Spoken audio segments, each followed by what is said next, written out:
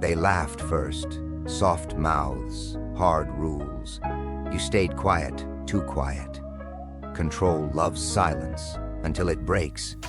They mistook patience for ignorance, mistook distance for weakness. Every room had a script. You weren't in it. That bothered them.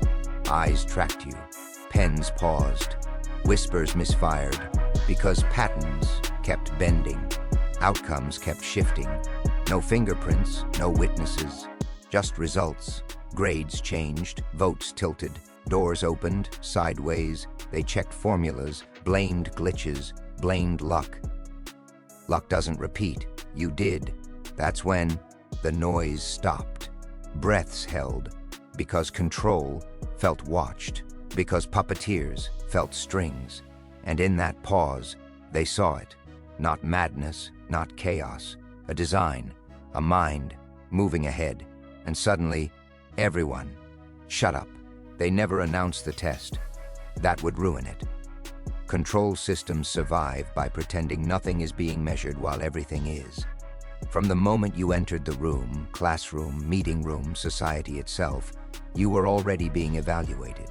Not on intelligence, not on effort, on obedience disguised as potential. The hidden test is simple. Will you behave as expected when the rules are vague? Most people do. They mirror tone, copy ambition, chase approval like it's oxygen. They confuse instructions for truth and authority for intelligence. The system loves them. Predictable inputs, predictable outputs. You were different, and that showed early. You didn't panic when instructions contradicted themselves. You didn't rush to fill silence. You didn't over-explain. While others tried to win, you watched who was keeping score. That alone marked you as a problem. Systems don't fear failure. They fear observers. So the test intensified. You were given unfair comparisons, moved goalposts, praise that felt poisoned, criticism that didn't quite fit the crime. They wanted to see if frustration would break you into compliance or expose you as a rebel. Either outcome was manageable.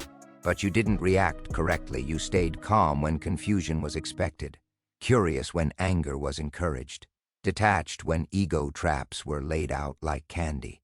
That's when suspicion began, because patience without submission looks like arrogance to insecure structures. They labeled you early, unfocused, quiet, wasted talent. Labels are not descriptions, they're containment strategies. If they can name you, they can shrink you. If they can define your limits, they never have to question theirs. What they didn't realize is that the test had a flaw. It assumed intelligence wants validation. It assumed competence seeks reward. It assumed awareness begs for recognition. You wanted none of that. You understood something most never do. The real exam isn't about answers. It's about who designed the questions. While others memorized solutions, you studied patterns. Who advanced despite mistakes, who failed despite effort, who spoke confidently and said nothing. This wasn't education, it was filtration. And you weren't failing the test, you were learning how it works. That's the moment the system lost control, because the test only works on people who don't know they're being tested. Influence never knocks. It leaks in through cracks people forgot to seal. While the system obsessed over loud intelligence, the talkers, the performers, the visible strivers, you learn something quieter and far more dangerous. Power listens before it speaks. You stop trying to be impressive. That's where they lost track of you. Most people announce their intelligence like a threat. They argue. They interrupt. They compete for airtime, believing dominance equals control. But dominance attracts resistance. It paints targets. Influence doesn't need permission, and it doesn't raise its voice. You learn to move outcomes without owning the spotlight.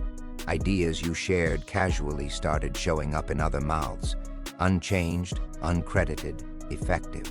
Decisions tilted in directions you suggested days earlier, framed as someone else's realization. People felt clever agreeing with you because you never forced agreement. You let them discover your conclusions as if they were their own. That's the trick. The system didn't detect rebellion because rebellion is noisy. It didn't detect ambition because ambition is visible. What it felt instead was a disturbance in probability, Meetings ended differently than planned. Confident leaders hesitated. Predictable chains of command started producing unpredictable results. They blamed timing, then coincidence, then vibes. Systems always blame the abstract before confronting the intelligent. You understood leverage before authority. You knew that whoever controls the frame controls the decision. While others argued answers, you adjusted the question. While they fought over outcomes, you quietly rearranged assumptions. That's not manipulation, that's literacy in power. What terrified them wasn't that you influenced people. It was that you did it without emotional residue. No arguments, no enemies, no fingerprints. Just results that couldn't be traced back to a single source. Influence so clean it felt natural, like gravity, like inevitability. That's when control started glitching. Because systems can punish disobedience. They can suppress threats. They can exile rebels. But they have no defense against someone who improves outcomes while remaining invisible. By the time they noticed something had shifted, the shift was already normalized. People trusted directions that quietly aligned with you. Resistance softened before it could harden. Authority unknowingly routed itself through your logic. You weren't pushing against the system. You were bending it, so gently it didn't realize it had moved. And once influence becomes invisible, it becomes permanent. Every system has a room it pretends doesn't exist. No signs, no invitations, just contradictions stacked so high they form a doorway.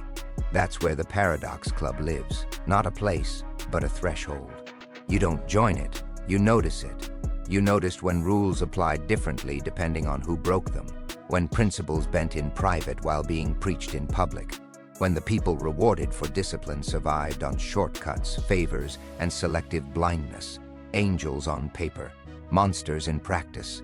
Most people see this and either become bitter or become obedient. Both are predictable. The system can manage resentment and submission. What it can't manage is comprehension without outrage. You didn't expose the hypocrisy. That would have been loud, moral, and useless. You did something colder. You mapped it. Who gets forgiven? Who gets protected?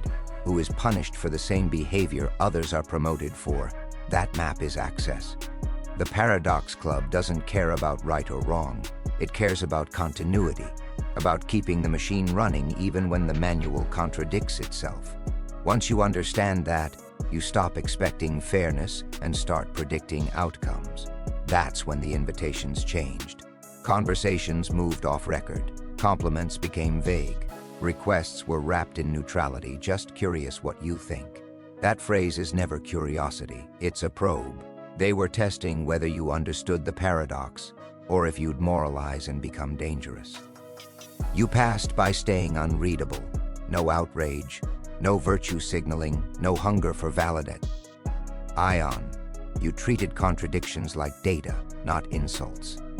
And that's how they knew you belonged, because the club's real entrance exam isn't intelligence, it's emotional control.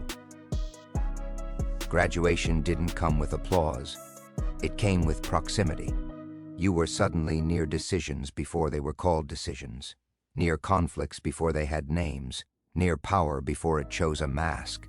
Others wanted to be seen as brilliant. You became useful, and usefulness inside a paradox is authority without a title. You could translate between angels and monsters without becoming either. You understood both sides because you were never invested in defending one. That's when the system stopped testing you directly. It started routing around you and through you. The Paradox Club doesn't make you powerful, it makes you inevitable. Power never shows its real face. It borrows symbols, it hires costumes, angels for the cameras, monsters for the dirty work. Most people choose a side and swear loyalty, thinking morality is protection. That's how they get owned. You noticed something different. The angels broke rules with smiles. The monsters enforced rules with excuses. Same hunger, different uniforms. That's when you learned the value of the mask. A mask isn't a lie, it's a filter.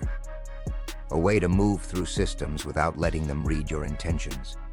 You stop presenting your full self anywhere, not out of fear, but precision. Full visibility is for amateurs and martyrs, around angels. You looked harmless, agreeable, almost naive. You let them underestimate you because underestimation breeds carelessness. Around monsters, you stayed calm, analytical. You didn't flinch. Monsters respect clarity more than morality. This confused them. People want you legible, hero or villain, loyal or dangerous. When they can't categorize you, they lose leverage. You became a blur in their moral vision, present, undeniable, but impossible to pin down. You watched how people behaved when incentives shifted, how kindness dissolved under pressure, how cruelty rebranded itself as policy and procedure. You didn't judge it. Judgment is emotional noise. You observed patterns the way a surgeon observes anatomy. This is where the real transformation happened. You stopped reacting. Praise stopped intoxicating you. Criticism stopped wounding you. Both are control tools. You stepped outside their reach. The system tried new tactics. Guilt, flattery, fear, inclusion, exclusion. Each mask deployed to see which one would stick. None did. You adapted faster than the costume changes. That's when they grew uneasy. Because someone who understands angels and monsters, but belongs to neither, is uncontrollable. You weren't bound by image. You weren't dependent on moral approval. You could cooperate without loyalty and withdraw without rebellion. That's dangerous. You weren't trying to look powerful. You were becoming unreadable, and unreadable people can move freely through structures designed to trap identities. The masks stopped being protection. They became weapons. And everyone else was still arguing about who the good guys were, while you learned how the stage actually works. Power doesn't announce itself. It reorients. One day, decisions start pausing near you, not for permission, but for alignment. That's when the shift has already happened. You weren't challenging authority, you were outperforming it. Outcomes improved when your logic passed through the room, so the system adjusted, quietly, instinctively. People followed efficiency before they followed titles. Resistance faded because there was nothing to resist. You weren't loud. You weren't defiant. You were effective. That's the moment control lost its grip, because systems can crush rebellion, but they depend on replacements, and without realizing it, they had already chosen you. Recognition arrived without applause, just silence, the kind that settles when denial runs out of excuses, patterns aligned too cleanly, outcomes traced back too often. Even the skeptics felt it before they admitted it. Someone finally said what everyone sensed, not admiration, not praise, but acknowledgement, a quiet surrender to reality. The room changed, conversations slowed, authority hesitated. They saw the design, not chaos, not luck, intent. You didn't react, no smile, no claim. Letting recognition linger is power, because once control sees the mind behind the outcomes, it can't pretend anymore.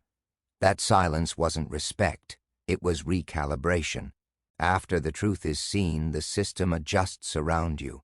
Not against you. You're no longer invisible. You're accounted for. The variable they can't remove. They don't command anymore. They consult. Because once a mastermind is recognized, control stops performing. It starts negotiating,